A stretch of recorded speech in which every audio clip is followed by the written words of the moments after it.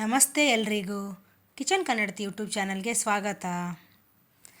ಇವತ್ತು ನಾನು ಹೀರೆಕಾಯಿ ಸಿಪ್ಪೆಯಿಂದ ಚಟ್ನಿ ಮಾಡೋದು ಹೇಗೆ ಅಂತ ತೋರಿಸ್ತಿದ್ದೀನಿ.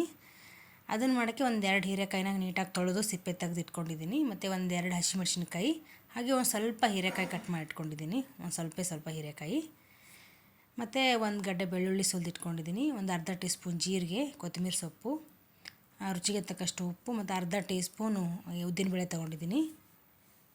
ಇವಾಗ ಫಸ್ಟು ಉದ್ದಿನಬೇಳೆನ ಸ್ವಲ್ಪ ರೋಸ್ಟ್ ಮಾಡ್ಕೋಬೇಕು. ಒಂದು ಸ್ವಲ್ಪ ಕೆಂಪಗಾಗೋವರೆಗೂ ಹುರ್ಕೋಬೇಕು. ಹುರ್ಕೊಂಡು ಅದೇ ಪಾತ್ರೆಯಲ್ಲಿ ನಾವು ಇದೆಲ್ಲ ತೊಗೊಂಡಿದ್ದೀವಲ್ಲ, ಹೀರೆಕಾಯಿ ಸಿಪ್ಪೆ, ಹಸಿಮೆಣಸಿನ್ಕಾಯಿ, ಸ್ವಲ್ಪ ಹೀರೆಕಾಯಿ, ಅದನ್ನೆಲ್ಲ ಸ್ವಲ್ಪ ಎಣ್ಣೆ ಹಾಕ್ಬಿಟ್ಟು ಅದರಲ್ಲೇ ಹುರ್ಕೋಬೇಕು.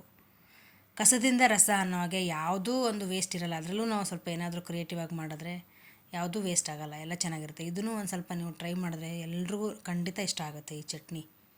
ಹೀರೆಕಾಯಿಂದನೂ ಮಾಡ್ಬೋದು, ಅದೇ ಥರ ಸಿಪ್ಪೆಯಿಂದನೂ ಚಟ್ನಿ ತುಂಬ ಟೇಸ್ಟಿಯಾಗಿ ಮಾಡ್ಬೋದು. ತುಂಬ ಚೆನ್ನಾಗಿ ಬಂದಿತ್ತು ಚಟ್ನಿ.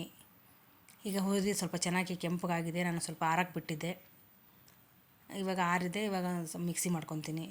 ಕಲ್ಲಿದ್ದರೆ ನೀವು ಕಲ್ಲಲ್ಲಿ ಕೈಯಿಂದ ಜಜ್ಕೋಬೋದು, ಇಲ್ಲ ಮಿಕ್ಸಿಗೂ ಹಾಕೋಬೋದು. ನಾನು ಅದು ಹುರಿದಿರೋದೆಲ್ಲ ಮಿಕ್ಸಿ ಮಾಡ್ಕೊತಿದ್ದೀನಿ. ನೀವು ಉದ್ದಿನಬೇಳೆ ಬೇಡ ಅನ್ನೋರು ಸ್ಕಿಪ್ ಮಾಡಿಕೊಂಡು ಶೇಂಗಾ ಬೀಜನೂ ಹಾಕ್ಕೋಬೋದು ಹುರಿದಿರೋದು, ಅದು ಒಂಥರ ಚೆನ್ನಾಗಿರುತ್ತೆ ಟೇಸ್ಟು. ಇದೆಲ್ಲ ಹಾಕ್ಕೊಂಡು ಫುಲ್ ನೈಸ್ಗೆ ರುಬ್ಕೊಂಡ್ಬಿಡ್ತೀನಿ, ಗ್ರೈಂಡ್ ಮಾಡ್ಕೊಂಡ್ಬಿಡ್ತೀನಿ. ನೋಡಿ, ಇವಾಗ ಹೀರೆಕಾಯಿ ಸಿಪ್ಪೆಯಿಂದ ಮಾಡಿರೋ ಚಟ್ನಿ ರೆಡಿ ಆಯಿತು. Thanks for watching.